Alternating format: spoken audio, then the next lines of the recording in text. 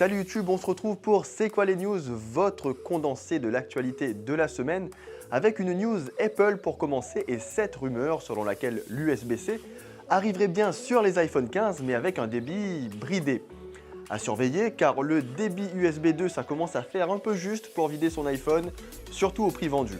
Et toujours chez Apple, il semblerait que la compagnie souhaiterait sortir dès 2023 une nouvelle puce M3 qui devrait équiper les futurs iMac. On se rappelle qu'en 2021, ce sont les mêmes iMac qui ont bénéficié en premier des toutes nouvelles puces M1.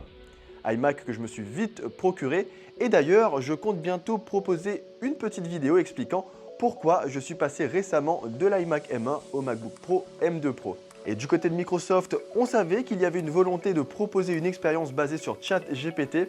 Et bien depuis un mois, Bing, le moteur de recherche à la sauce Microsoft, intègre Prometheus, un chatbot dérivé de ChatGPT.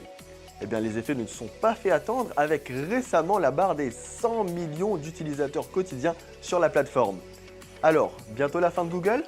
Et puisque l'on parle de Microsoft, si vous ne le saviez pas, la compagnie est toujours en attente de validation de leur rachat d'Activision Blizzard King qui produisent entre autres la franchise Call of Duty. Alors que Sony s'oppose totalement à ce rachat, Microsoft promet de son côté que Call of Duty pourrait tourner sur Switch.